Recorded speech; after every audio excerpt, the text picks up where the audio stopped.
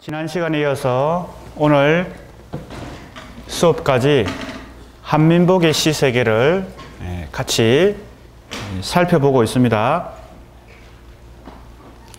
지난 시간 수업 이후에 한 학생이 이메일로 질문을 했습니다. 그래서 그 학생에게 이메일로 답변했는데 다른 학생들에게도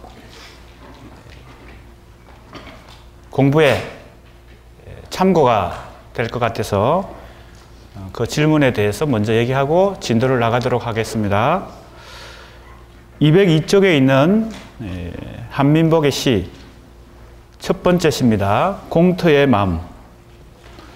거기에 아직은 만선된 당신 그리움에 그래도 살만하니 이렇게 표현했는데 한민복 시인이 왜 이 마음의 공터, 그 허전한 마음에 당신을 그리워하는 그 그리움이 있기 때문에 그래도 살만하다라고 표현한 것이 이해가 되지 않는다. 왜?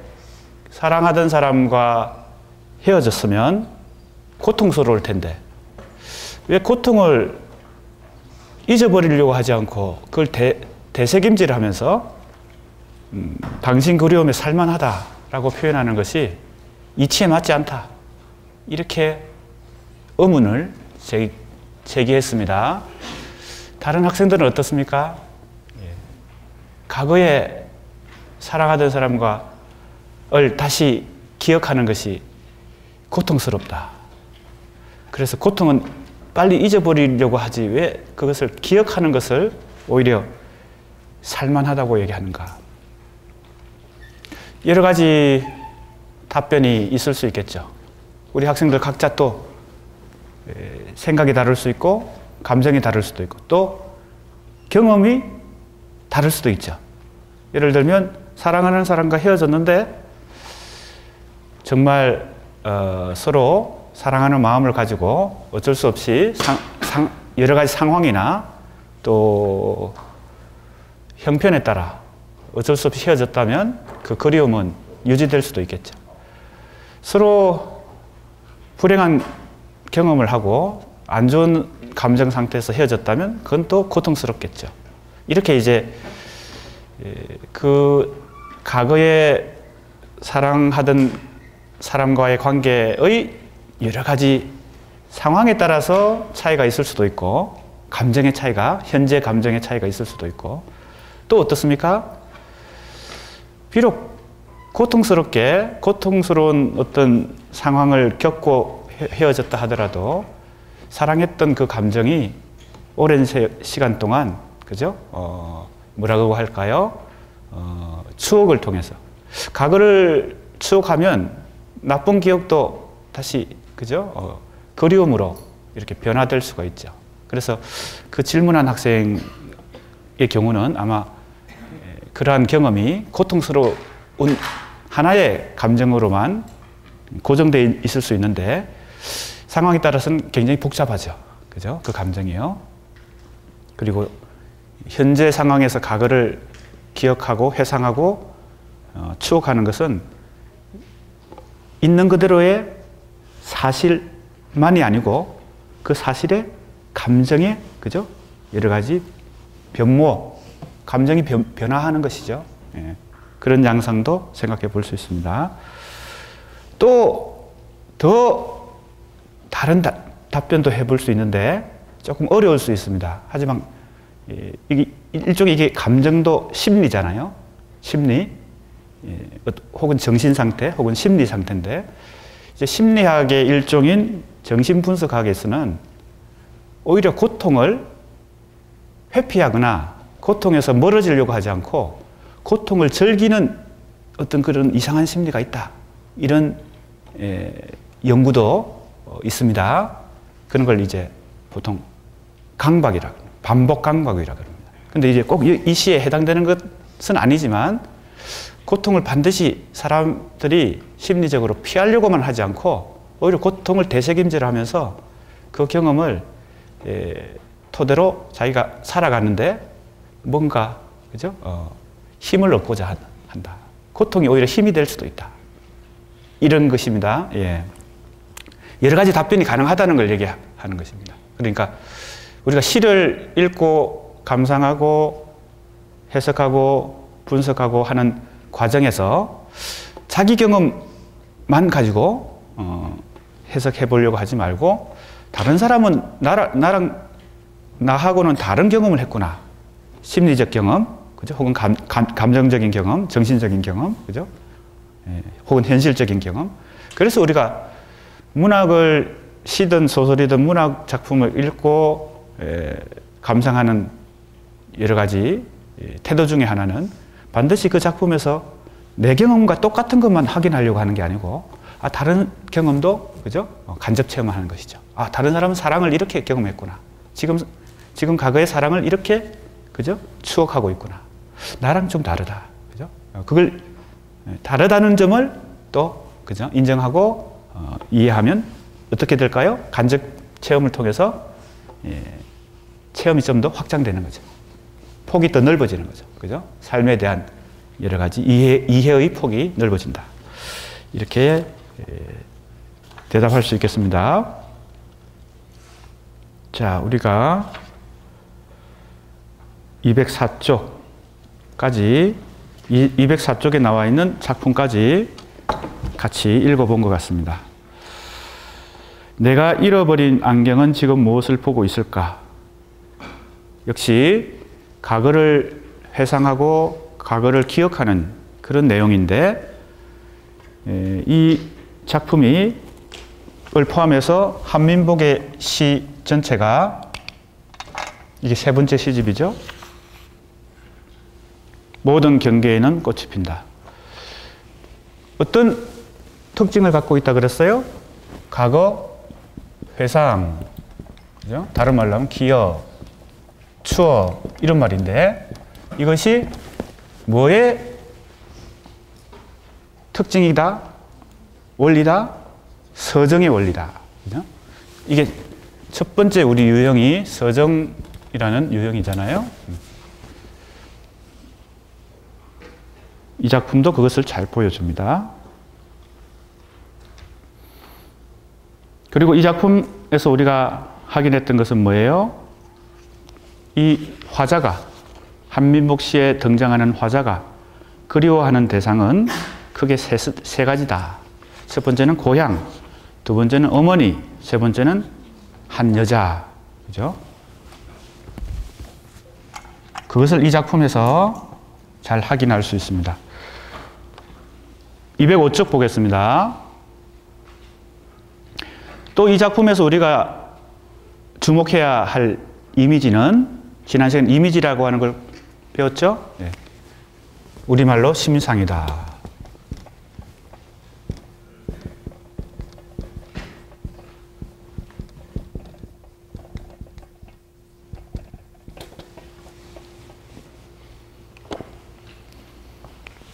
한국에서만 이 이미지라는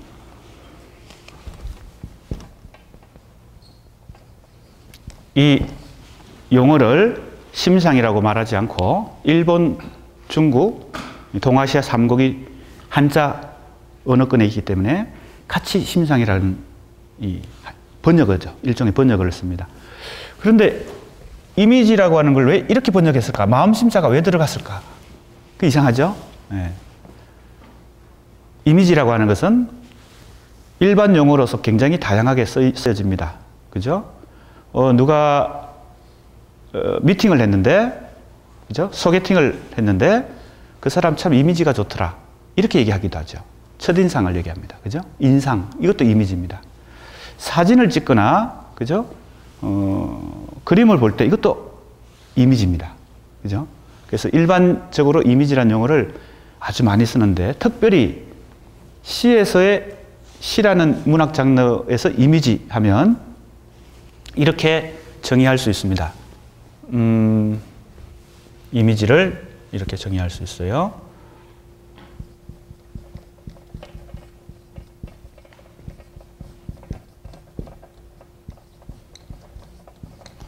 여러 언어 시적 표현 중에서 시적 언어 중에서 감각을 자극하는 언어다. 지난 시간에 우리가 상징과 비유 공부했죠? 여러 가지 이제 가장 시의 기본적인 개념들이거든요. 기본 용어들인데 나올 때마다 우리 학생들 좀 더 확실히 알고 넘어가는 게 필요하니까 언급합니다. 지난 시간에 비유와 상징 공부했어요. 기억납니까? 그죠? 원관념, 보조관념의 관계를 가지고 우리가 비유와 상징을 구분한다. 그런데 비유와 상징에 공통적으로 보조관념으로 사용되죠. 보조관념은 양쪽 다, 그죠? 공통적으로 표현되는 것이죠. 그죠? 원관념은 생략되기도 하지만 보조관념. 이게 뭐냐? 대체로 이 보조관념으로 표현되는 언어들이 이미지입니다. 그 표현들은 대체로 어떤 특성을 갖고 있어요? 감각적 언어입니다. 왜 그럴까요? 왜 그럴까요? 샛별 같은 눈동자 할 때 샛별, 그죠? 앵두 같은 입술 할 때 앵두. 다 원관념을 좀 더 효과적으로 표현하기 위해서 내가, 그죠?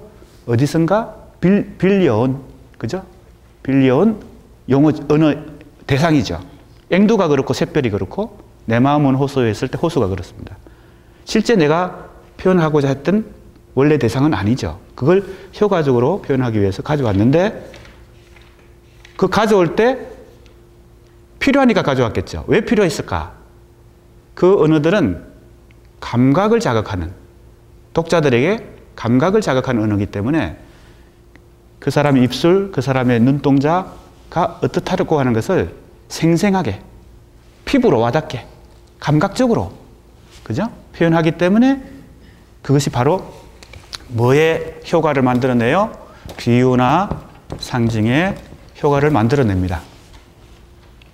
그래서 거기에 사용되는 바로 보조관념의 이미지인데 그 속성은 감각을 자극한다. 감각은 우리가 너무 잘 알죠? 오감이 있죠? 시각, 청각, 촉각, 후각, 미각이 있죠? 그래서 이미지는 시각이든 청각이든 촉각이든 후각이든 미각과 관련되는 언어입니다. 조금 전에 예를 들었던 아주 쉬운 예, 샛별 같은 눈동자 할 때 샛별, 앵두 같은 입술 할 때 앵두, 다 뭐죠? 시각적인 이미지입니다. 그래서 이미지 앞에다 그 오감을 이렇게 더 구체적으로 얘기할 수 있죠. 시각적 이미지, 청각적 이미지, 촉각적 이미지, 후각적 이미지. 공통점은 뭐예요? 감각 언어다. 감각 언어. 그러면 내가 뭐라고 질문했습니까? 왜 이미지를 심상이라고 번역했느냐? 한자로는 마음속에 생겨나는 어떤 형상, 이런 뜻입니다. 상자가 모양, 형상 이런 거니까. 왜 마음속에서 일어난다고 얘기했을까? 시에서 이런 감각적인 언어들은 실제 내가 그 대상을, 그죠? 그 이미지를 감각적으로 체험하는 건 아닙니다. 샛별 같은 눈동자라는 시어를 보면서 샛별을 내가 직접 보고 있는 건 아니죠. 밤하늘의 샛별을. 자, 이 원리입니다. 시어로서의, 시에 나타나는 언어로서의 이미지는 내가 예전에 체험하고 경험했던 그 감각을 마음속에서 되살려 연상을 하는 것입니다. 샛별 같은 눈동자라는 그 언어를 보면서 샛별이 내 마음속에서, 그죠? 감각적으로 다시 연상이 되는 것입니다. 알겠습니까? 그래서 마음속에서 생겨나는 어떤 그림이에요. 샛별 같은 눈동자 있을 때 직접 내가 샛별을 보는 게 아니라는 거죠. 그 언어가 내 마음속에서 샛별의 감각적, 시각적 그 초롱초롱한 뭡니까? 감각을 되살려주는 거죠. 즉, 연상시켜주는 것이죠. 그래서 이 번역은 누가 번역을 이렇게 처음 했는지 모르지만 굉장히 좋은 번역이다. 이것이 갖고 있는, 그죠? 특성을, 속성을 번역한 것이잖아요. 그죠? 심상이다. 이렇게 번역한 거. 그죠? 그래서 그 원리를 우리가 이해하는 게 필요합니다. 그냥 외우지 말고 원리를 이해하는 게 필요합니다. 여기서 시에서 그래서 가장 시의 기본적인 표현, 시적 표현에 보통 언어가 아니고 시적 언어의 가장 기본이 이미지입니다. 그죠? 그리고 이미지는 어디에도 사용돼요? 비유에도 사용되고 상징에도 사용되죠. 그죠? 자, 그러면 우리 학생들이 과정을, 그죠? 직접 우리 학생들이 자기 실력을 발휘할 수 있는 것은 과제물인데 1차 과제가 있고 2차 과제가 있는데 공통적으로 작품 한 편을 감상하고 해석하고 분석하는 것이죠. 그때 어디에 그죠? 초점을 맞추면 좋을까? 내가 첫 시간에 뭐라고 얘기했어요? 내용보다는 기법에 초점을 맞춰라 그랬잖아요. 왜? 기법을 분석해야 그죠? 분석하고 해석해야 조금 더 감상문 수준의 그죠? 그런 글에서 벗어날 수 있으니까. 그러면 그 기법을 이루는 구성 요소를 이렇게 꼭 기법이 아니고 이걸 이제 먼저 우리 학생들이 가장 기초적으로 알면 좋겠어요. 한 편의 시를 지금 이제 한 편의 시가 이 작품이라고 생각해도 됩니다. 내가 잃어버린 안경은 지금 무엇을 보고 있을까? 한 편의 시를 우리가 어떤 구성 요소로 그죠? 어떤 구성 요소들이 모여서 전체를 이루잖아요. 이 한 편 시 속에 무엇이 들어있느냐? 시의 언어는 보통 언어보다는 좀 더 뭐예요? 특수한 언어이기 때문에 보통 언어가 갖고 있는 것 말고 특별한 것들이 많이 들어있어요. 가장 첫 번째는 기본적인 것은 의미입니다. 그 언어가 갖고 있는 뜻을 이해해야 되겠죠. 가장 기본적인 것부터 얘기합니다. 우리가 이 시를 읽으면서 우선 의미가 이해돼야 되겠죠. 무슨 의미로 이 시를 썼는가? 이 시가 담고 있는 그죠? 주제가 무엇이고 내용이 무엇이고 의미가 무엇인가? 이건 기본입니다. 그게 이해가 안 되면 어떤 단어가 이해 안 되면 단어를 사전에서 찾아봐야 될 거고 되겠고 문장이 이해 안 되면 그죠? 문장을 이해하도록 노력해야 되겠고 아까 내가 이메일로 질문한 학생처럼 감정이 이해가 안 되면 그 감정이 왜 그런 감정을 그죠? 감정이 생겼을까 하고 자꾸 그죠? 해석해 보려고 해야 되겠죠. 이 첫 번째 구성 요소 의미는 시만 가지고 있는 게 아닙니다. 가장 일반적으로 모든 언어는 이 의미를 갖고 있어요. 그죠? 내가 일기를 쓴 것, 편지를 쓴 것, 소설을 쓴 것 다 의미가 있죠. 그죠? 기본적으로 언어는 의미를 갖고 있으니까요. 그래서 이거는 기본이다. 그래서 1번에 나왔습니다. 근데 시의 언어는 보통의 언어가 갖고 있는 이 1번, 보통의 언어는 1번만 주로 그죠? 구성 요소로 갖고 있거든요. 물론 복잡한 언어도 있지만 우리는 가장 일반적인 언어만 먼저 생각합니다. 일반적인 언어는 보통의 언어는 1번이 주를 이루어요. 근데 시의 언어는 이 1번만 있는 게 아니고 나머지 2, 3, 4, 5 나머지 4가지 구성 요소가 더 있어요. 그리고 오히려 이 4가지 나머지 의미 말고 나머지 4가지 요소가 더 중요해요. 이걸 이제 우리가 이걸 조금 치우고 굳이 구분해 보면 이것이 내용이고 이것이 형식이에요. 그죠? 의미는 내용이죠. 나머지 4가지는 형식이에요. 시가 가지고 있는 형식.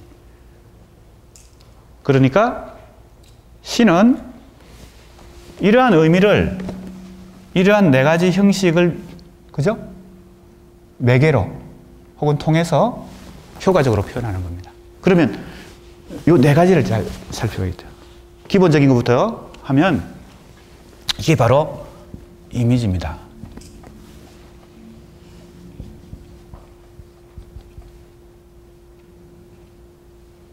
비유와 상징. 그 다음에 화자. 여기다 미안합니다. 조금 더 시의 특성을 잘 살린다면 여기에 음악적 요소, 운율이라고 하는 것이 있습니다. 시는 보통의 언어보다 이 음악성이 있죠. 그죠? 그걸 우리가 역시 일반적인 용어로는 리듬이라는 용어를 쓸 수 있는데 리듬은 꼭 시에만 쓰는 게 아니고 음악에도 리듬이 있고 또 다른 장르에도 리듬이 있습니다. 우리 삶에도 리듬이 있죠? 하루에 자기 삶의 리듬이 있잖아요. 그러니까 리듬은 일반적인 용어입니다. 아주 보편적으로 사용합니다. 근데 특별히 시에서의 리듬을 우리는 운율이라고 말합니다. 운율에 대해서 설명하려면 또 꽤 많은 시간이 필요해요. 지금 너무 많은 시간을 이 기본 개념들을 다 설명하는데 하려 하면 이 진도가 너무 어렵기 때문에 시에서의 리듬을 운율이라 한다. 이렇게 이 정도만 하고 나중에 또 기회가 되면 자세히 설명하겠습니다. 운율은 크게 둘로 나눠져요. 뭐와 뭐로 나눠질까요? 그 내재된 운율이랑 외형적인 운율이. 그걸 내재율, 외형률 이렇게 얘기하는데 내 질문에 대한 답은 운과 율이에요. 운이 있고 율이 있는데 그걸 합한 것이 운율입니다. 그죠? 예. 그리고 지금 또 그 유형, 종류로 보면 내재율과 외형률. 겉으로 드러난 운율이 있고 속으로 숨어 있는 내재된 운율이 있고. 예, 답변을 잘했습니다. 아무튼 운도 있고 율도 있어요. 나중에 기회가 되면 또 설명하겠습니다. 세 번째가 바로 이미지입니다. 그리고 이미 우리가 공부했죠. 이미지는 무엇으로도 사용되고 무엇으로도 사용돼요? 비유로도 사용되고, 그죠? 상징에도 사용되고. 그러니까 이미지는 더 기초적인 것이고 이것을 시적 표현에 활용한 것이 비유와 상징이죠. 그죠? 그 다음에 이제 마지막 형식, 특별히 이것도 공부한 것입니다. 시인이 직접 자기가 말하는 게 아니고 누군가 말하는 사람을 그저 설정해서 얘기하죠. 여기도 이 말하고 있는 사람, 어머니와 한 여자가 눈물로 만든 안경이 되네. 우리는 시인이 직접 말한다. 자꾸 그런 느낌을 가지고 읽지만 누군가 말하는 사람이 있다. 그죠? 누구예요? 그걸? 화자. 말하는 사람 이런 뜻입니다. 그런데 화자가 있다면 화자의 독특한 뭐가 뒤따라 나올까요? 화자가 여성 화자일 때 남성의 목소리를 안 내고 여성의 목소리를 내겠죠. 그리고 화자를 지금 현재의 나이가 아니라 어린 시절의 나로 화자로 설정한다면 어린 아이의 목소리를 내겠죠. 그죠? 엄마, 아빠가 뭐 이렇게 한다든지. 그 목소리를 뭐라 할까요? 문체? 목소리. 그걸 어조. 자, 이거 이외에도 물론 다른 구성 요소가 있을 수 있는데 가장 대표적인 구성 요소는 이 5가지입니다. 그러면 우리가 이 5가지를 다시 구분하면 첫 번째, 내용으로서의 의미와 두 번째, 세 번째, 네 번째, 다섯 번째, 2, 3, 4, 5 운율, 이미지, 비유, 상징, 화자, 어조라는 형식으로 다시 나눌 수 있고 우리가 시를 분석하는 절차, 과정을 보면 어디서 어디로 가는 게 좋을까요? 어디서 출발해서 어디로 가는 게 좋을까요? 처음부터 내용을 얘기하는 게 아니고 즉 이 시의 주제는 뭐다 이렇게 얘기하면 별 쓸말이 없잖아. 그것으로 결론을 얘기해버리고 끝이잖아요. 그죠? 기법을 분석해서 이런 기법을 통해서 시인은 그죠? 이런 운율을 통해서 이러한 이미지를 통해서 이러한 비유와 상징을 통해서 이러한 화자와 어조를 그죠? 기법으로, 이게 바로 기법이죠. 형식에 해당되는 게 이런 기법을 잘 효과적으로 활용하고 표현해서 어떠한 그죠? 이 주제를 표현하려고 했다. 이렇게 접근하면 그죠? 좀 더 분석적인. 왜냐하면 이러한 형식을 분석하고 해석해서 결과적으로 이러한 주제를 찾아내는 거죠. 발견해내는 것이죠. 그죠? 그러니까 우리 학생들이 과제물을 할 때 작품 한 편을 그죠? 분석하고 해석하는 과정은 어디에 초점을 먼저 주목해야 될까요? 물론 이거 읽으면 여러 번 읽으면 그 작품의 의미를 내가 파악할 수 있겠죠. 처음부터 내가 의미를 그죠? 가지고 서술하지 말고 이 중에 또 너무 많은 걸 내가 그죠? 기법 중에서 너무 많은 걸 가지고 하려고 하면 또 너무 그죠? 넘쳐버리죠. 그죠? 분량도 넘치고 그죠? 얘기하는 것도 통일성이 없어지고 하니까 이 중에 하나만 찾아도 되고 이 중에 한 2개 정도 찾아서 엮어가지고 의미를 찾아내도 되고 그런 의미에서 지금 뭘 얘기하다가 여기까지 왔어요? 이미지에 대해서 얘기하다가 여기까지 왔는데 이 작품에도 여러 이미지들이 있죠. 그 중에 중요한 이미지 혹은 핵심 이미지 이런 걸 잘 찾아내면 예, 그걸 이미지를 중심으로도 충분히 분석이 가능하다. 그게 어찌 보면 시를 분석하는 가장 기본적인 방법이다. 왜? 시의 가장 기본이 이미지거든요. 아무래도 리듬을 분석한다, 혹은 운율을 분석한다, 어조를 분석한다. 이것은 조금 차원이, 그죠? 단계가 조금 높고 아주 기본적인 시 분석의 가장 기본 단계는 이미지하고 비유 상징입니다. 그죠? 이미지가 바로 비유 상징 속에, 그죠? 그대로 나타나니까. 그래서 3번, 4번을 우리 학생들이, 물론 자기가 더, 그죠? 관심이 이쪽으로, 어떤 작품을 읽어보고 이쪽에 관심이 더 가고, 여기에도 관심이 가면 이걸 분석해도 좋죠. 그죠? 가장 기본은 이미지 분석이다. 왜냐하면 이미지 속에는 지금 이제 눈물의 이미지를 얘기하려고 하는데, 눈물의 이미지가 이 작품에서 아주 핵심적인 이미지인데, 그죠? 왜? 과거를 그리워하고 추억하는 이 화자의 심정이 눈물로 어떻게 돼요? 결집되기 때문에, 수렴되고 있기 때문에 이 작품에 여러 이미지들이 많지만 눈물의 이미지가 가장 핵심적인 이미지다. 이런 것이죠. 그러니까 이미지, 다양한 이미지들을 이렇게 소개해 놓고 그것이 어떤 질서를, 그죠? 이루고 있는가. 한 편의 시를 그렇게만 분석해도 좋은 분석이 될 수 있겠죠. 예를 들면 A라는 이미지가 있고 B라는 이미지가 있고 C라는 이미지가 있고 D라는 이미지가 있는데, 요것들의 의미가 각각 어떻고, 그죠? 이 작품에서 예를 들면 어머니라는 이미지도 나오고, 안경이라는 이미지도 나오고, 나중에 눈물이라는 이미지도 나오고, 그죠? 다양한 이미지들이 나옵니다. 시에서 나오는 언어들은 대부분 이미지로 등장해요. 그러면 A의 이미지는 어떤 의미가 있고, B의 이미지는 어떤 의미가 있고, C는 어떤 의미가 있고, D는 어떤 의미가 있는데, 이것들의 관계는 이런 관계다. 예를 들면요, 어느 게 가장 그 이미지들 중에서도 종합적인 이미지다, 혹은 핵심적인 이미지다. 이런 관계를 설명하는 거죠. 하나하나 그냥 독립적으로 의미만 밝혀놓으면 그죠? 분산되어 있죠. 이걸 관계망을 찾아내는 것이죠. 이미지들 간의 관계망. 그러면 작품 한 편 속에, 그죠? 질서가, 그죠? 숨겨진 어떤 뭐의 질서? 의미의 질서가. 왜? 이 각각의 의미가 있으니까. 각각의 이미지들도 의미가 있으니까.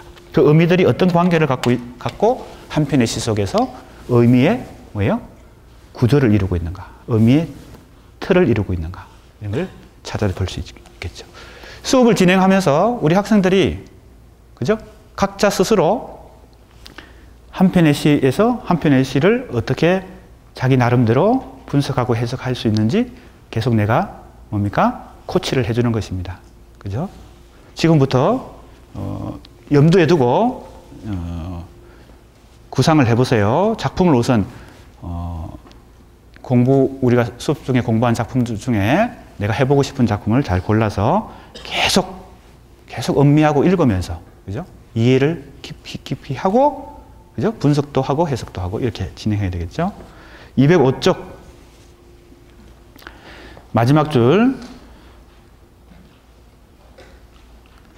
지난 시간에 했던 내용입니다. 바로 이 눈물은 위에서 5째 줄입니다. 시인이 그리운 대상에 대해 느끼는 서름과 그 서름을 성화시키는 정화의 속성을 동시에 지닌다. 자, 이렇게 하나의 이미지가 그냥 하나의 의미만 있는 게 아니고 복합적인 의미를, 그죠? 가질 수 있죠. 그죠? 아까 이메일로 질문한 학생에 대해서 내가 답변할 때도 감정이 복합적이다. 그죠? 단순한, 그러니까 하나의 감정만 우리가 경험하는 게 아니다. 그리고 그때 경험했던 고통이 시간이 지나니까 그리움으로, 그죠? 그게 변모될 수도 있다. 그때는 고통스러웠는데 지금은 그게 그립다. 이렇게 될 수도 있으니까 이미지 하나에도 단순하게 하나의 의미만 있는 게 아닐 수 있다. 이렇게 문학이라고 하는 것은 좀 더 미묘하고 복잡하니까 그런 걸 이해해야 되겠습니다. 분석할 때 생각하고 해봐야 되겠어요. 이 스름과 정화로서의 눈물은 고향과 어머니와 한 여자가 공통적으로 지닌 모성적 안식의 세계를 관통하며 섬이 흐른다. 자, 그리워하는 대상은 3가지인데 고향, 어머니, 여자인데 공통점이 있다는 겁니다. 고향도 어머니도 여자도 어떤 모성적 세계다. 이 시인의, 한민복 시인의 화자가 그리워하는 것은 어떤 모성의 세계다. 그죠? 이렇게 해석을 하는 것입니다. 이게 이제 해석입니다. 그죠? 분석하고, 그 다음에 해석하고, 그 의미를, 그죠? A가 갖고 있는 의미를 지금 살펴보는 거예요. 눈물이 갖고 있는 의미. 그리고 어머니, 고향 어머니, 여자가 갖고 있는 그 공통점, 이렇게 찾아보는 거예요. 자, 고향, 어머니, 연인을 소재로 삼고 있는 다음의 시들을 살펴보자. 그래서 이 시집 속에 고향이 또 등장하고 어머니가 등장하고 여자가 등장하는 작품들이 많이 있기 때문에 대표적으로 하나씩만 찾아봤어요. 좀 더 구체적으로 살펴보기 위해서 시인이 그리워하는 대상들이 과연 어떤 대상인가. 첫 번째 1번 보세요. 달무리를 끌어내려 목을 맸다. 둥글고 부드러운 밧줄. 태양을 훔친 범인처럼 고개를 떨구고 둥글게 익어가는 과일들. 중간에 생략했고요. 밤송이가 하두처럼 툭 떨어졌다. 자궁에 목을 매달다니. 이렇게 돼 있어요. 첫 번째 작품. 첫 번째 작품부터 한번 해석을 하고 그 다음 작품 넘어가겠습니다. 달무리는 뭔지 알죠? 그죠? 달이 이렇게 어슴푸레하게 달 주변에 이렇게 둘러싸고 이렇게 있는 그 달무리. 그걸 끌어내려서 목을 맸다 그랬어요. 달이라고 하는 이미지가 사실 여성성과 밀접한 관련이 있죠. 달은 남성적이기보다는 여성적이죠. 그리고 어머니나 아까 우리가 했던 세 가지 고향, 어머니, 여성과 이 달의 이미지가 같은, 그죠? 계열이죠. 같은 계열입니다. 그래서 이 작품이 달을 어떻게, 그죠? 묘사하고 있는지 봅시다. 둥글고 부드러운 밧줄 이랬어요. 그 달무리를 끌어내렸으니까, 그리고 그걸 목을 맸다 그랬어요. 상당히, 그죠? 섬뜩한 어떤 표현인데, 그런데 그 달무리는 둥글고 부드러워요. 여성성 혹은 모성적인, 그죠? 특성을 갖고 있죠. 태양을 훔친 범인에게 고개를 떨구고 둥글게 익어가는 과일들 이랬어요. 아마 이 계절이 과일이 익어가는 계절인 것 같아요. 몇 주 앞에 우리 또 추석이 있죠. 그죠? 추석, 가을 무렵인 것 같아요. 가을의 달무리. 그 다음에 밤송이가 하두처럼 툭 떨어졌다. 이렇게 돼 있죠. 그러니까 밤이 익어가는 그 가을에. 그 다음에 자궁에 목을 매달다니 마지막 구절이 나옵니다. 핵심적인 이미지는 뭐와 뭘까요? 이 중간에 생략한 부분이 있긴 하지만 여기 인용한 부분 중에서 이미지가 여러 가지 나왔죠. 그 중에 좀 더 중요한 이미지가 뭘까요? 자궁? 두 개를 찾는다면 달과 자궁이겠죠. 그죠? 달과 자궁이에요. 근데 그걸 밧줄로 삼았다. 이것도 중요한 이미지인데 자궁에 목을 매달았다 이랬어요. 그러면 달을 일단은 자궁으로 봤어요. 자궁은 엄마가 갖고 있는 아기 주머니죠. 그러니까 이거는 모성을 가장 직접적으로 뭘로 표현한 거예요? 이 중에 뭘로 표현한 거예요? 자궁 이랬으니까. 달을 자궁이라고 그랬으니까. 상징이죠. 상징이에요. 달은 자궁 같아 그럼 비유지만 지금 그냥 바로 자궁 이랬으니까 상징이잖아. 원관념은 달이에요. 달을 자궁이라고 그랬어. 왜 그랬을까? 우리가 비유나 상징을 사용하는 원리가 있습니다. 이것도 원리가 있어요. 아무렇게나 비유와 상징을 사용하는 게 아닙니다. 잘 보세요. 샛별 같은 눈동자, 앵두 같은 입술, 내 마음은 헛수요. 원관념과 보조관념 사이에 뭐가 있기 때문에 이게 비유가 성립되는 거예요. 공통점. 그렇지. 공통점, 유사성. 그죠? 그 사람의 입술이 앵두처럼 빨갛고 동글동글하니까 그게 가능하고, 눈동자가 초롱초롱하니까 샛별 같은 이게 가능한 거니까 비유와 상징이 가능하려면, 그죠? 기본적으로 공통점이나 유사성을 갖고 있어야 돼요. 자, 보세요. 달을 자궁에 비유했을 때 이게 상징인데 이게 왜 가능할까? 공통점, 어딘가 공통점이 있어야지. 어떤 공통점이 있어야 돼요? 아까 이미지는 뭘 자극하는 언어라 그랬어요? 감각을 자극하는 언어니까 감각적 유사성이 어딘가 있어야지. 그죠? 앵두 같은 입술, 샛별 같은 눈동자는 시각적 유사성이 있는 것입니다. 여기는 무슨 유사성이 있을까? 달을 자궁에 비유한 것도 시각적 유사성이 있죠. 둥그니까 자궁도 둥글다고 지금 보는 것입니다. 둥근 것은 생산성, 모성, 그죠? 실제 자궁이 둥근 것에 가깝죠, 그죠? 모난 건 아니겠죠? 네모난 건 아니겠죠? 자궁이. 그러니까 비유와 상징이 성립되는 그 원리를 잘 생각해 보면, 이 왜 달을 자궁에 비유했을까? 첫 번째는, 자, 이거 계속 우리가 한 학기 동안 시를 공부하는데 원리를 공부해야지 그냥 외우려고 하면 안 되겠죠? 그러니까 가장 기본적인 원리를 이해해야 됩니다. 이미지를 구사하고 이미지를 통해서 비유와 상징을 구사하는 게 다 어떤 원리? 유사성을 확인한다 했는데 첫 번째 유사성, 어떤 점에서 유사성이 있어야 돼요? 감각적으로 유사성이 있어야 됩니다. 샛별 같은 눈동자, 그죠? 앵두 같은 입술, 지금 뭐예요? 자궁, 달을 자궁에 비유했을 때 시각적 유사성이 있다는 겁니다. 그래야 비유가 성립하는 거예요. 아무렇게나 비유를 쓰는 게 아닙니다. 우리 학생들 이 중에 또 시를 써보고 그런 학생이 있을 수 있는데 두 번째는 뭐예요? 이것만 갖고 안 됩니다. 아까 뭐가 필요하다 그랬어요? 이 이미지를 구사하거나 이미지를 가지고 비유나 상징을 구사할 때 그 각각은 뭘 담고 있어요? 이 의미를 담고 있죠. 그죠? 그러니까 의미적으로도 유사성이 있어야 비유나 상징이 성립합니다.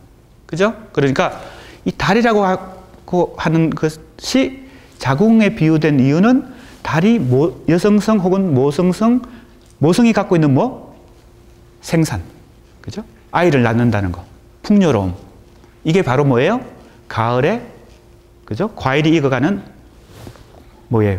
밤송이가 툭 떨어지는 그 과일이 익어가는 그 생산성하고 관련되는 거잖아요. 그죠? 이렇게 해서 이 작품에서 달을 뭐예요? 자궁에 비유한 것이 일단 우리가 해석이 가능하다. 두 가지 유사성이 다 성립하니까요. 자, 아까 얘기했지만 이 형식들은 2, 3, 4, 5 형식들은 그 자체로 기법인데 이 기법은 의미를 표현하는 효과적인 방법입니다. 그죠? 그러니까 이 각각의 기법들은 의미를 담고 있어요. 어떤 운율을 통해서, 그죠? 운율을 기법으로 사용해서 의미를 표현하고 이미지도 의미를 표현하고 비유와 상징을 통해서도 의미를 표현하고 어떤 화자와 어조를 통해서도 궁극적으로는 의미를, 그죠? 표현하겠죠. 그러니까 시에서의 의미는 보통 언어의 의미처럼 단순한 게 아니고 이러한 형식 혹은 기법, 다양한 기법들을 활용해서 의미를 복잡하게 만든다는 거죠. 알겠습니까? 그래서 시를 우리가 읽고 의미를, 주제를 찾아내고 해석하고, 그죠? 뜻을, 그 내용을 파악하는 것은 보통 언어보다는 조금 복잡한 과정을, 그죠? 기법을 거쳐서 이러한 이미지를 통해서, 그죠? 의미를 표현하고 이러한 운율을 통해서 의미를 표현하고 하기 때문에 이것부터 너무 먼저 성급하게 해결하려고 해서는 안 되겠죠. 알겠습니까? 이런 기법들이 어떻게 복잡하게 이 의미를 미묘하게 만들고 복잡하게 만드는지 그렇게 해석해야 그 한 편의 시가 갖고 있는 숨은 의미를 잘 파악할 수 있겠죠. 결국은 궁극적으로 지금 내가 하는 설명들은 우리 학생들이 과제물 하는 데 도움을 주기 위해서 자꾸 설명하는 것입니다.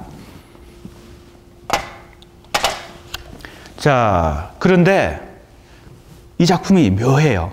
잘 보세요. 아까도 얘기했죠. 한 편의 시가 갖고 있는 의미는 그렇게 단순하지 않다. 왜? 이미지만 해도 하나의 의미만 갖고 있는 게 아니다. 지금 달을 자궁에 비유한 것까지는 모성의 세계가 갖고 있는 이 생산성, 풍요로움, 그죠? 그것인데 묘해요. 여기는 어떤 모순이 있어. 모순이라고 할까요? 의미의 대립이 있어요. 이걸 가지고 목을 맸다는 것은, 목을 맨다는 것은 뭘 의미합니까? 어떤 행위입니까? 죽음을 역시 상징하죠.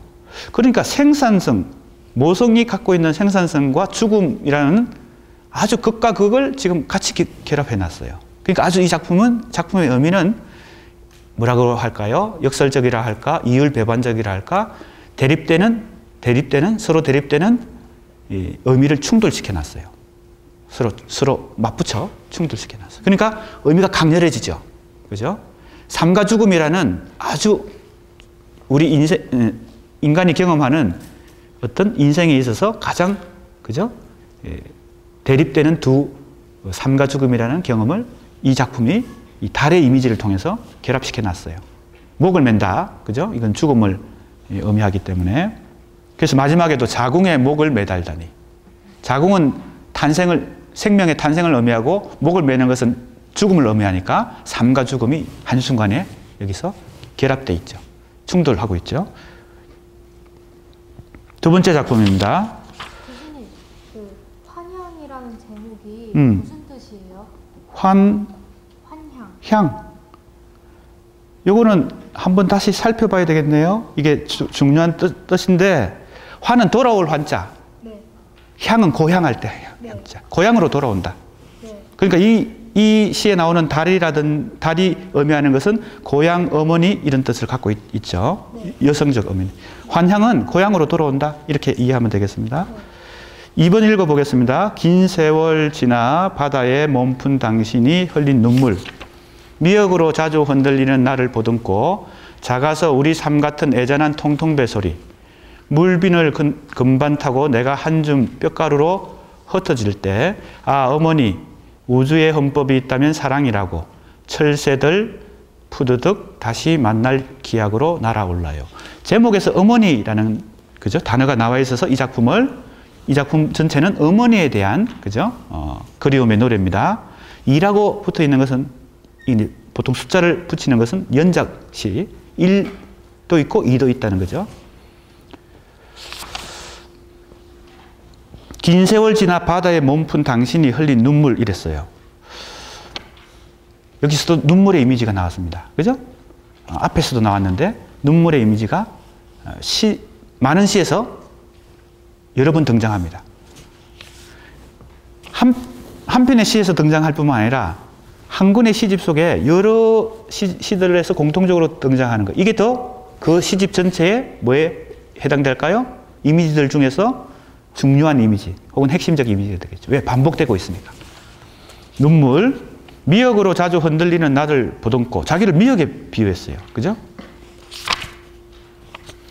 작아서 우리 삶 같은 애잔한 통통배 소리. 다 공통된 이미지들의 공통점은 바다와 관련돼 있고, 그죠? 바다와 관련돼 있어요.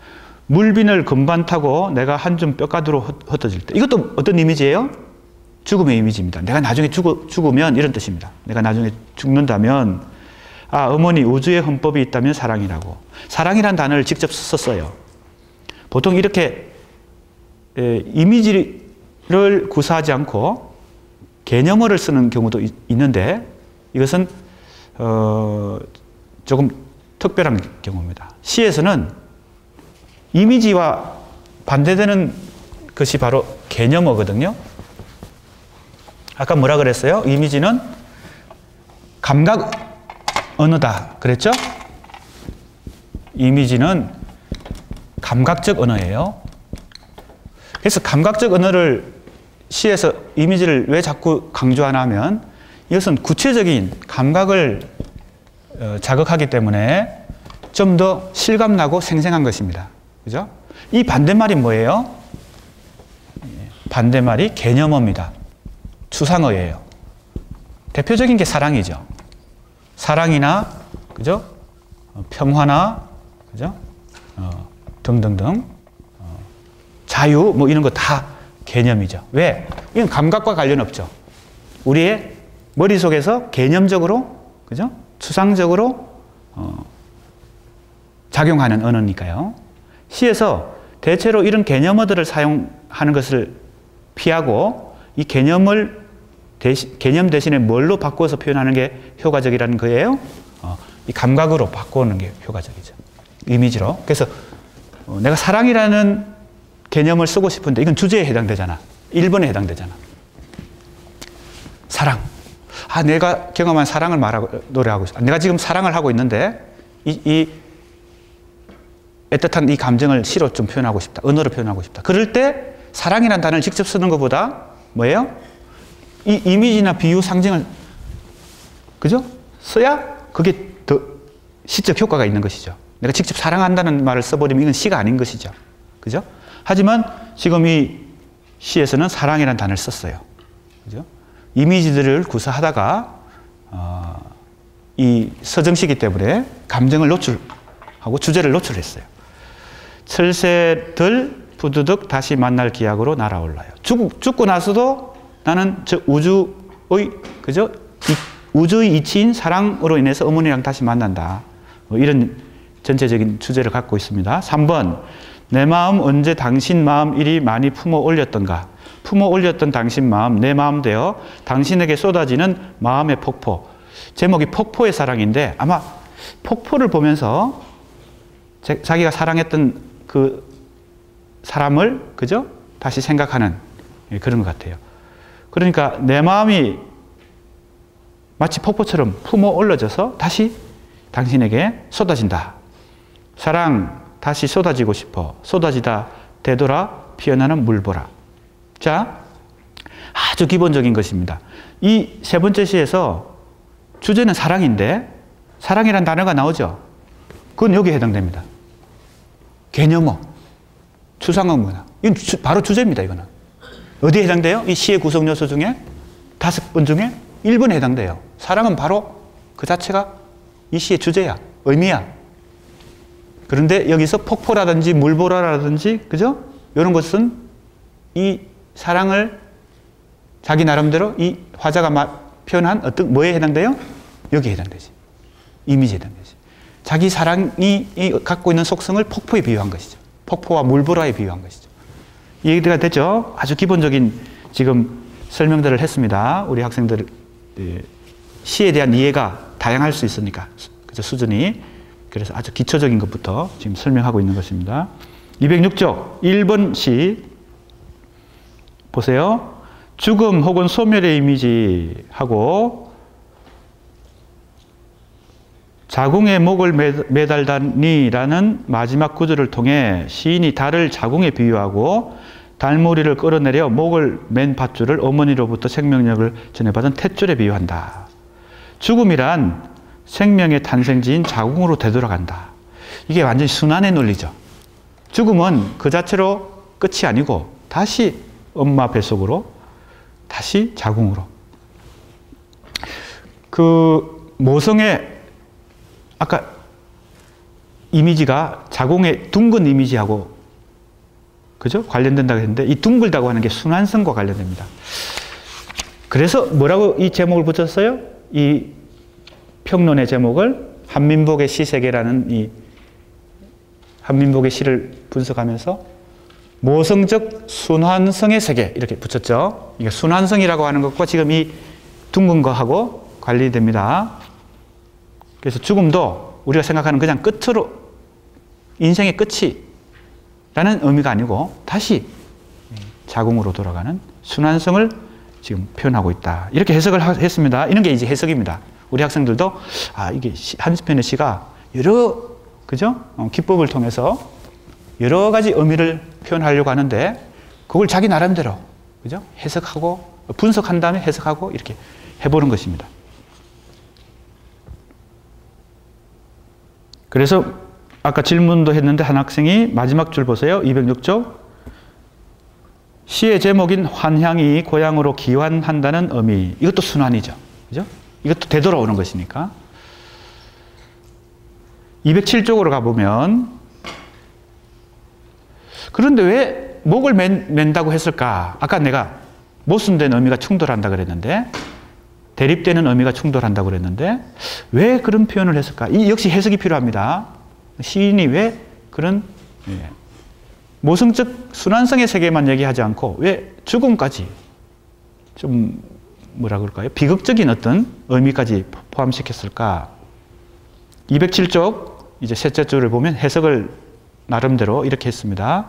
시인은 정상적인 자연의 섭리인 생명의 순환성을 인식하고자 하지만 그것이 훼손된 현실의 도시 문명 속에 갇혀 있음으로 해서 큰 딜레마에 빠져 있다. 그죠? 공경에 빠져 있다. 그래서 이런 모순된 뭐예요? 의미가 대립되는 표현을 하게 됐다. 실제 우리가 이 자연의 순환성이, 모성의 순환성이, 그죠?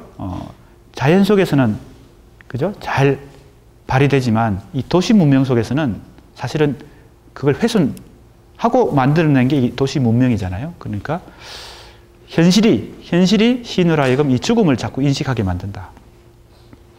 스스로 목을 매서라도 생명의 본향인 자궁으로 돌아가고자 하는 시인의 염원은 생태계의 순리를 파괴하며 욕망의 거대한 입으로 모든 것을 삼켜버리는 자본주의적 현실에 대한 환멸과 좌절에 그 뿌리를 대고 있다. 이랬어요. 자, 이렇게 해석을 한다는 것은 뭔가 이 시집이 첫 번째, 두 번째 시집과 어떤 연관이 있다고 보고 있는 것이죠. 왜? 우리가 앞에서 두 번째 시집 특히 뭐예요? 제목이 자본주의의 약속이라는 두 번째 시집 202쪽 주로 어떤 표현을 했다 그랬어요? 자본주의의 병든 일상을 풍자의 방식으로 비판했다 그랬잖아요. 그러니까 이 세 번째 시집에서는 주로 자연을 통해서 과거를 회상하고 고향과 어머니와 여자를 그리워하는 이런 서정시를 쓰고 있지만 그 밑바닥에는 이 자본주의 현실에 대한 어떤 부정과 비판이 그죠? 완전히 사라진 건 아니고 밑에 밑바닥에 깔려 있다. 그죠? 건저에 깔려 있다. 그런 걸 생각하면서 이렇게 해석을 해본 것입니다. 그리고 이렇게 해석할 수 있는 근거가 이 세 번째 시집에도 그 다음 인용한 작품 같은 자본주의에 대한 비판이 나오거든요. 우리 도시 문명에 대한 비판이 나와요. 보세요. 거대한 입이라는 작품입니다. 언젠가 욕망의 비닐하우스 자궁이 거대한 입이 되어 시장 전체를, 시장을 먹고 있는 사람들을 와삭 한 입에 먹어 치울 날이 올 테지. 이런 구절이 있습니다. 거대한 입이라는 제목이에요. 비닐하우스, 그죠? 우리가 비닐하우스 어디서 많이 봅니까? 과일이나 채소나 우리 인간이 섭취하는 이 음식물을 그죠? 생산하는데 속성 재배할 때 혹은 계절에 맞지 않은데 여러 가지 기후나 온도나 환경 조건을 인위적으로 만들 때 비닐하우스를 사용하죠. 바로 이겁니다. 그걸 욕망의 비닐하우스다. 그죠? 자연 그대로 생산되는 게 아니고 인위적으로 인간이 생산해내죠. 뭘 위해서? 이익을 위해서. 그죠? 그걸 팔아가지고 수익을 남기기 위해서. 그러니까 그게 일종의 뭐에 대한 상징이에요? 이 자본주의 시장 경제에 대한 상징이 비닐하우스입니다. 그러니까 이것도 상징이죠. 그죠? 그러니까 우리 학생들이 시에서 비유와 상징이라고 하는 게 얼마나 많이 활용되고 있는가. 기본적으로 많이 활용된다. 그걸 또 자궁이라고 또 표현했어요. 그죠? 자궁이라고 표현했어요. 왜 자궁이라고 표현했을까? 비닐하우스에서 오이도 생산해내고 수박도 생산해내고 밀감도 생산해내고, 그죠? 제철이 아닌데 일찍 생산해내죠. 하우스 밀감이란 거, 그죠? 여러분 먹어봤어요? 예. 어찌 보면 자기 제철에 생산돼야 될 걸 하우스에서 만들어내니까 그게 자궁이죠. 그죠? 뭘 생산해내니까 자궁이에요. 근데 그 자궁은 자연스러운 자궁이 아니고 인위적인 자궁이죠. 그게 마치 입이 된다는 거예요. 거대한 입이 되어서 오히려 역으로 시장 전체를, 시장을 먹고 사는 사람들을 집어삼킬 날이 온다. 언젠가 인간의 이 욕망이 스스로 자기를 파멸해 구렁텅이에 빠뜨린다. 이런 주제를 담고 있죠. 아주 주제가 어렵지 않게 약간의 비유와 상징을 통해서 표현하고 있습니다. 대체로 서정시들은, 그죠? 서정시의 특성은 어렵지 않게 독자들이 이해할 수 있다. 뭘 구사하더라도, 이러한 기법들을 구사하더라도 대체로 난해하지 않다는 겁니다. 지금 이 한민복의 시가 첫 번째 유형 서정의 형식인데, 서정의 유형인데, 대체로 그가 사용하는 이미지나 비유 상징들은 우리 학생들도, 그죠? 무난히, 그죠? 이해할 만한 그런 비유와 상징을 쓰고 있죠. 그 다음에 2번, 앞에 나오는 2번 어머니이라는 작품입니다. 지금 그거에 대한 설명을 지금 하고 있어요. 눈물, 비, 바다, 어머니를 연결시키는 것은, 자, 이미지가 다양한데, 여러 가지 이미지가 나오는데, 그것을 묶어주는 거, 공통분모가 뭐냐? 물이죠. 자, 보세요. 눈물과 비와 바다와 어머니. 그죠? 2번 시를 보면, 어머니이라는 시입니다. 앞에서 읽었던, 아까 미역도 나오고, 통통배 소리도 나오고, 물비늘, 금반 타고, 그죠? 그러니까 전체적으로 바다 혹은 눈물의 이미지, 물이라는 이미지가 공통점이다. 그리고 어머니의 눈물을 통해 시인이 깨닫는 것은 우주의 헌법인 사랑이다. 그리고 마지막 줄 보세요. 소멸과 생성, 탄생과 죽음을 넘나드는 더 넓은 존재론적 시선으로 바라본다. 뭐 어렵게 이해할 필요 없어요. 존재론적이라고 하는 것은 한 인간의 존재 자체를, 그죠? 생각하고 바라보고 이해하는 그런 관점으로, 그죠? 생각한다는 겁니다. 존재론적이다, 이 말은요. 그러니까 한 사람의 인생을 바라본다는 겁니다. 지금 이 시가 그런 것이죠. 왜냐하면 죽음과 탄생과 죽음, 소멸과 생성 이런 걸 우주의 헌법으로 이렇게 생각하니까, 우주의 법칙이 있다면 그건 사랑이다. 마치 뭐 종교의 일반적인 어떤, 그죠? 법칙과도 비슷하게 그렇게 한민복 시인이 생각하는 것 같습니다. 208쪽.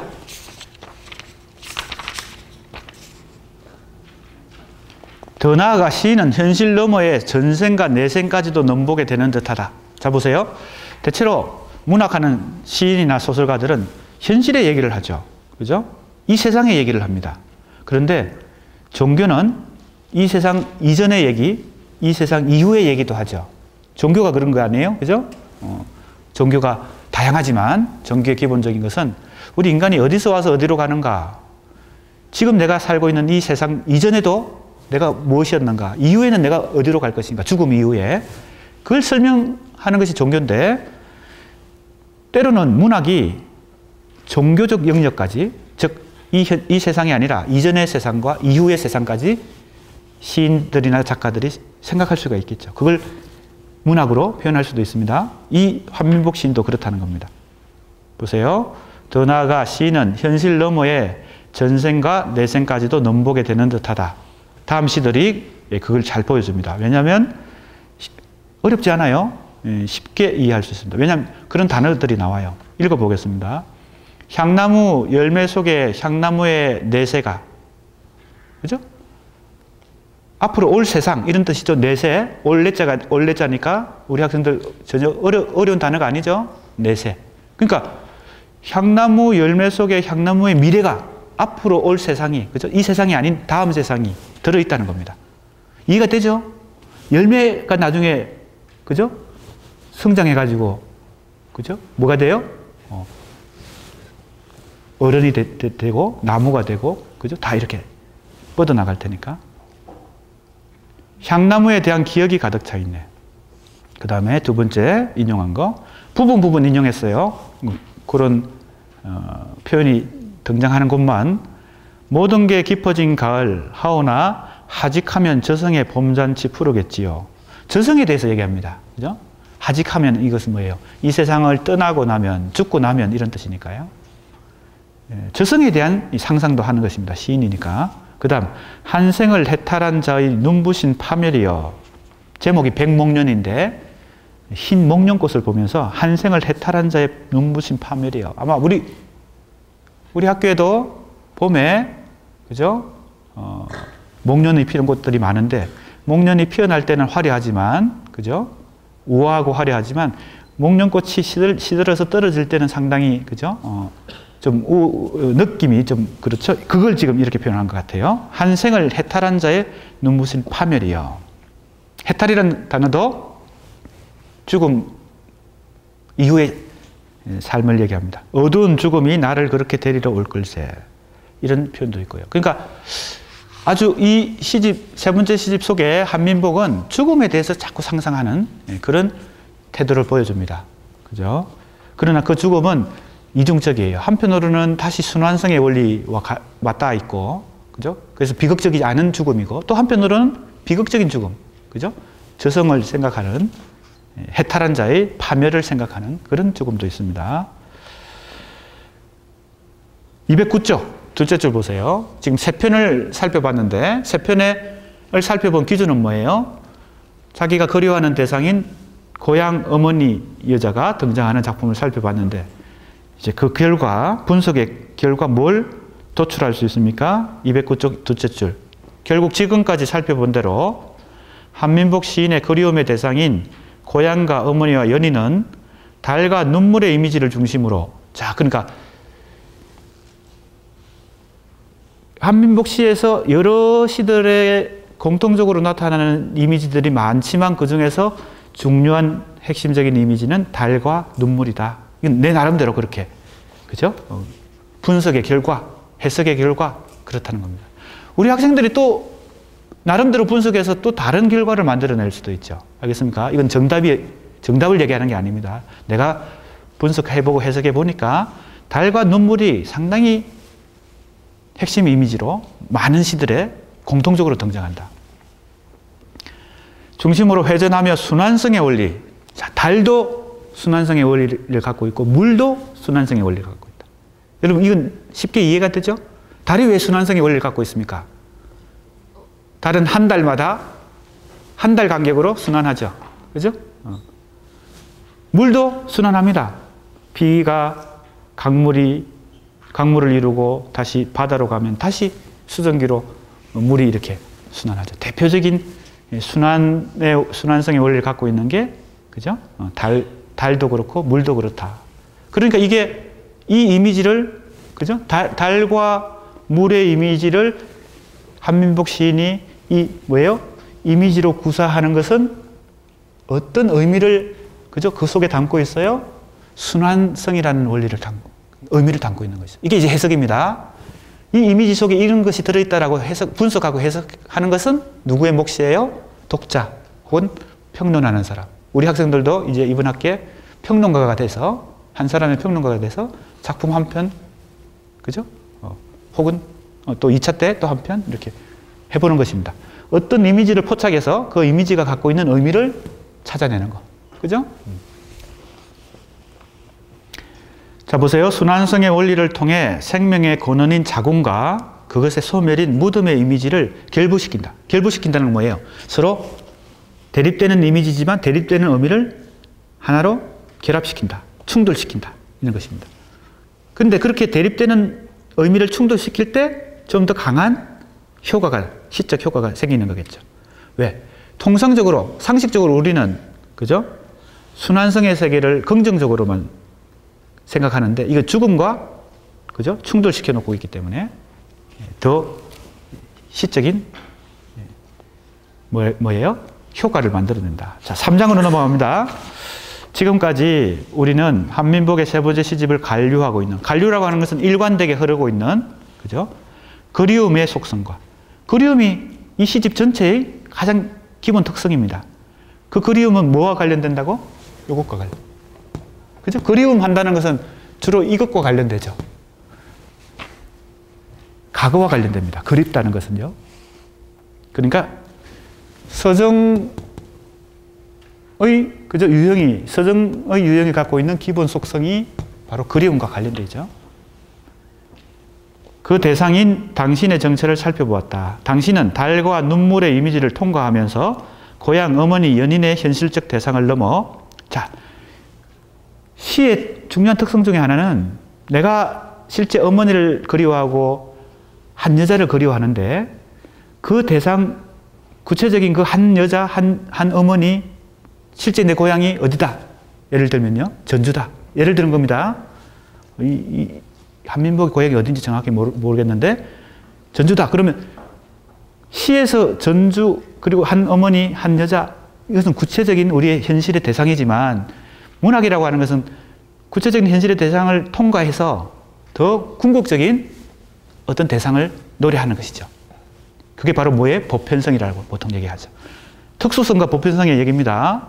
한 여자를 사실은 내가 사랑했는데 시를 통해서 내가 그 여자에 대한 그리움을 시로 이렇게 쓰는 과정에서 그리고 그렇게 쓰는 결과 내가 그렇게 시 속에 표현한 여자는 실제 내가 과거에 만났던 그 한 사람만을 의미하지 않고 모든 여성을 다 포괄하는 보편성에 도달하죠. 이게 바로 문학의 중요한 특징입니다. 시만 그런 게 아니라 소설도 그렇습니다. 그래서 우리가 문학 작품을 특별한 언어, 그죠? 보통 언어가 아니고 특별한 언어라고 생각하는 거죠. 보세요.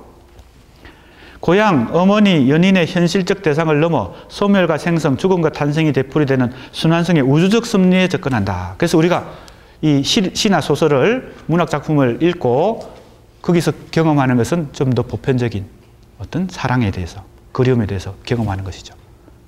물론 이 시인은 구체적인 한 여자를 사랑해서 이런 그리움의 시를 썼겠지만, 그죠? 시로 그것이 하나의 문학과 예술 작품으로 이렇게 형성화되는 순간, 그것은 한 여자를 넘어서, 그죠? 보편적인 어떤 사랑에 대한 얘기가 되는 것입니다. 그러면 이제 이 순환성의 원리가 생성되는 시적 공간에 대해 주목해 보자. 이제 3장에서는 조금 다른 이제 각도에서 다시 접근해 봅니다.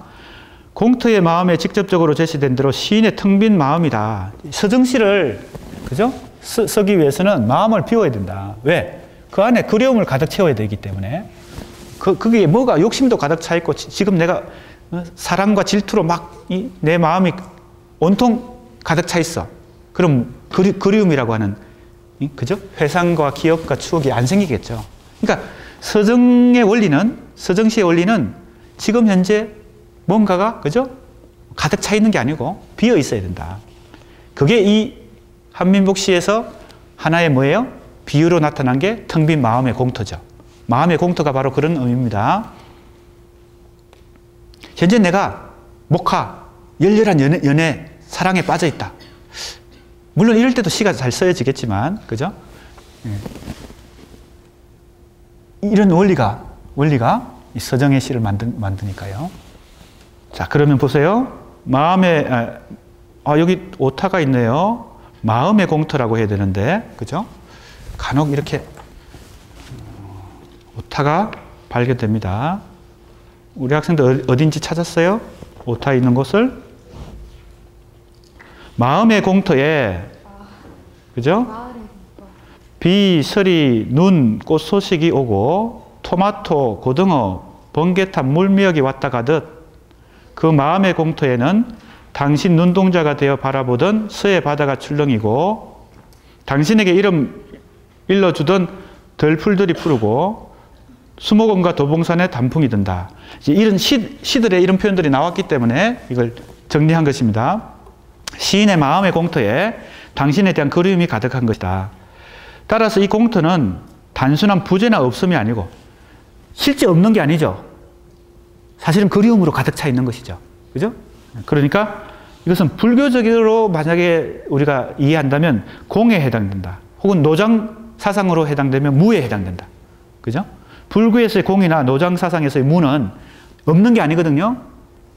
텅 비어 있지만 그게 뭔가 우주에 뭔가가 가득 차 있죠. 이 한민복의 시에서는 마음이 텅 비어 있지만 그 속에 뭐가 가득 차 있어요? 그리움이 가득 차 있죠. 그러니까 이 서정시가 나오는 것이죠.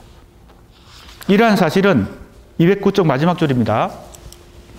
이러한 사실은 이 시의 마지막 구절인 세월아 지금 그 공터의 마음 헐지 말아다오. 그죠?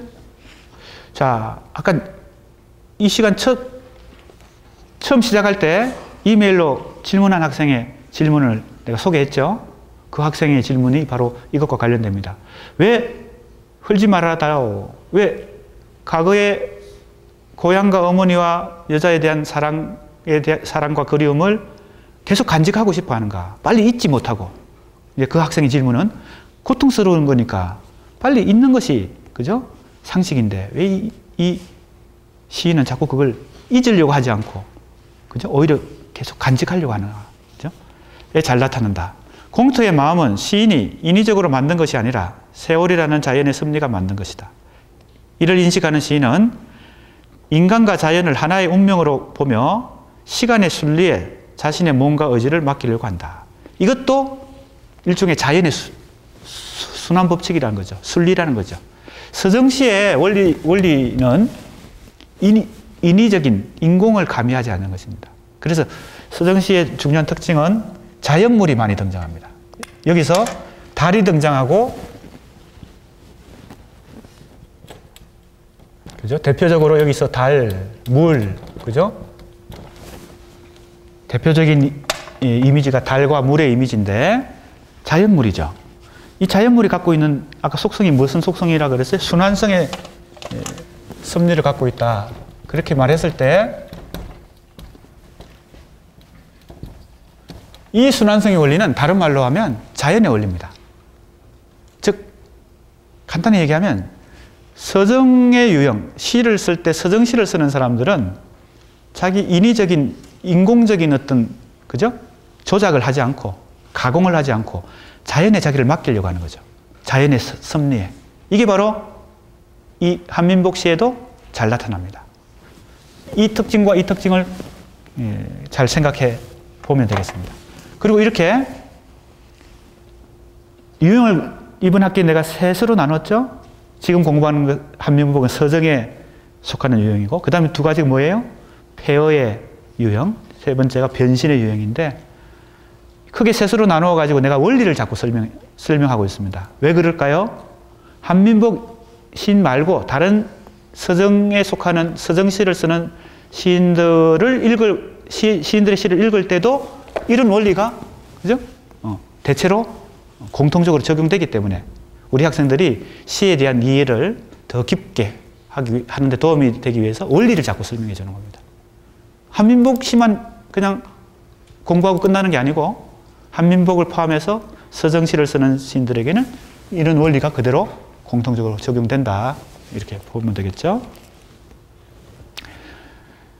자, 보세요. 자기중심적인 사고. 이게 바로 인간중심적인 사고겠죠. 인간이 자연과 달리 인공적으로, 인위적으로 여러 가지 자기중심적으로 생각하죠. 그죠? 오히려 자연을 개발하고 자연을 이용해 먹으려고 하잖아요. 그런데 서정시를 쓰는 이 시인들의 기본적인 뭐예요? 원리는 오히려 인위적인 욕심을 버리고 자연에 자기를 맡기려고 한다. 인간과 자연을 하나의 운명으로 보며 시간의 순리에 자신의 몸과 의지를 맡기려고 한다. 그래서 이 시에, 이 한민복 시에 뭐가 잘 대표적인 핵심 이미지로 등장한다고요? 달과 물이라는 이미지가 핵심적으로 등장합니다. 그렇다면 한민복은 이제 자연의 섭리인 생명의 순환성, 이것도 자연의 섭리죠. 그죠? 생명의 순환성. 시간의 순리에 자신의 몸을 어떻게 만 것인가. 이렇게 질문을 하고 그 다음 내용으로 전개되는데 시간이 다 되었습니다. 오늘 우리가 목표한 것은 211쪽까지인데 조금 못 미쳤습니다. 다음 시간에 이걸 마저하고 그 다음 진도로 나가겠습니다. 수고했습니다.